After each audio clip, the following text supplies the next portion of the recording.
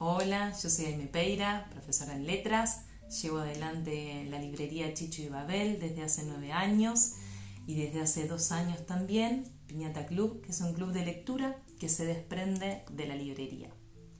Hoy voy a hablarles acerca de la mediación de lectura, que tiene que ver con las formas posibles a través de las cuales se lleva una obra literaria, un libro o un texto hacia otros, hacia otras. Tiene que ver con la forma de compartir, tiene que ver con una forma de resignificar y tiene que ver también con una forma de acercar la obra, no siempre a una población no lectora. ¿Qué quiero decir con eso? Vamos a hablar de libros para bebés, pero también vamos a hablar de la mediación lectora en primeros lectores y en primeras lectoras. ¿Por qué? Es muy común que se lea en voz alta a aquellos y aquellas que todavía no tienen la autonomía de poder leer textos escritos por sus propios medios, por su propia cuenta.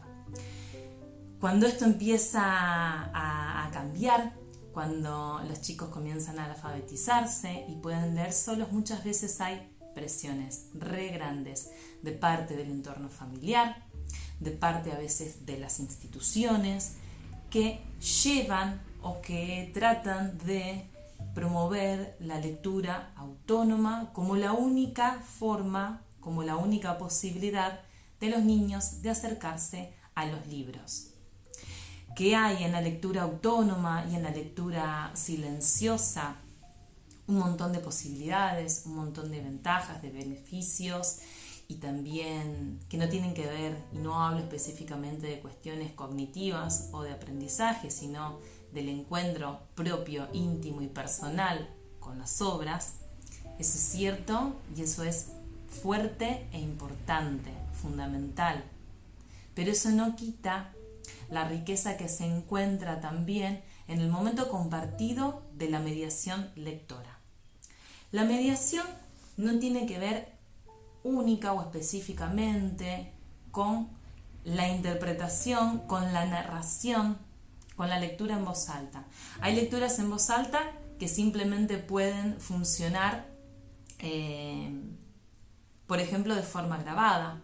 Lecturas en voz alta que no tienen tal vez otros condimentos y otros elementos que modifiquen mucho esa lectura respecto a una lectura grabada.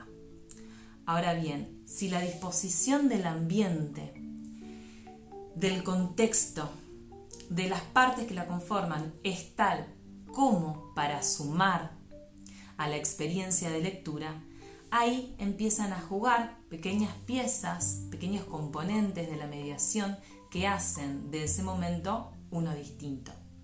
En la mediación también, desde ya, que entran en juego la entonación, la modulación, las voces que se pueden interpretar, los silencios, las pausas que son centrales en la lectura para interpretarla, para dar estilo, para llevar el suspenso, para manejar ciertas tensiones que también hacen a la estética en la mediación.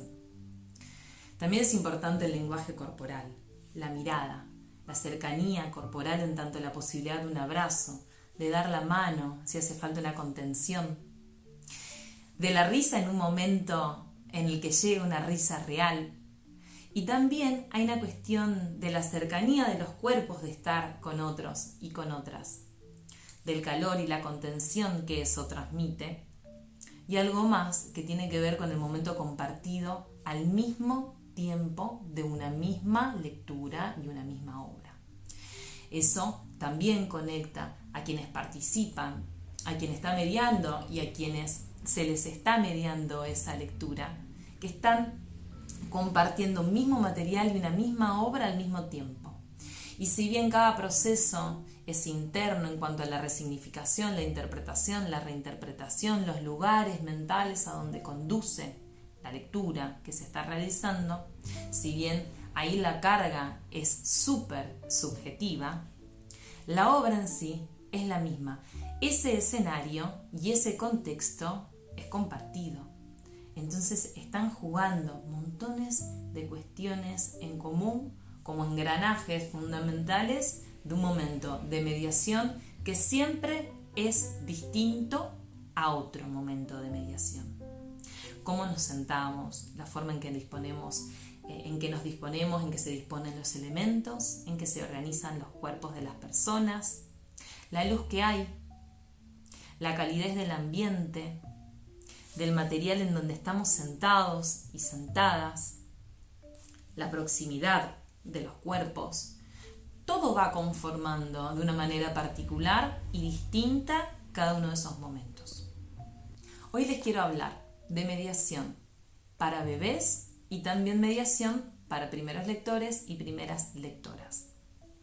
Cuando hablamos de primerísima infancia y de bebés, podemos entender el momento de la gestación, el embarazo, ese destinatario que todavía no nació, pero en determinado momento del embarazo ya escucha la voz materna, las voces del ambiente, ya puede comenzar a recibir esos impulsos o esas conexiones que después van trazando también emocionalmente recepciones de la forma en que se habla. Si es un grito enojado, si es un llanto, si es una palabra de amor, si tiene que ver con oraciones o con palabras o con momentos de risa, con chistes. Todo eso va movilizando emociones y sentimientos distintos y se traducen en la voz de distintas maneras. Entonces, esa carga emotiva que se puede trasladar a la voz es importantísima de tenerla en cuenta.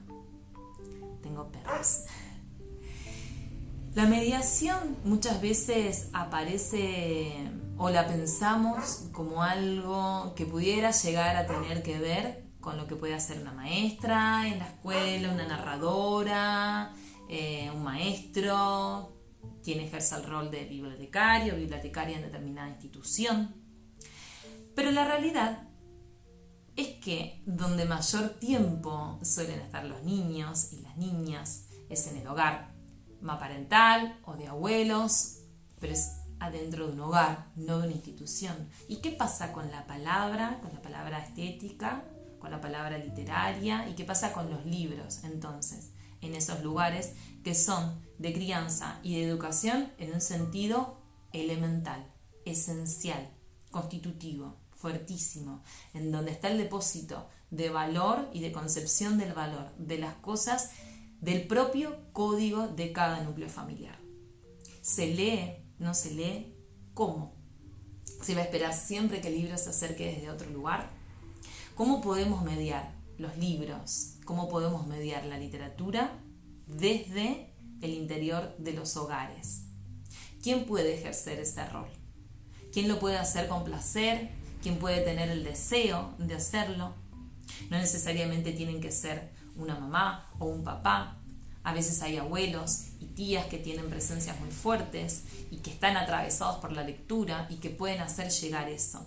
Y a veces también se da que este núcleo familiar cercano quizá no sea lector, pero pensando o reconociendo el valor o la suerte que puede existir alrededor de esa cercanía con los libros, se esfuerzan por construir ese lazo que quizás no tuvieron o quizás no mantienen para sus hijos.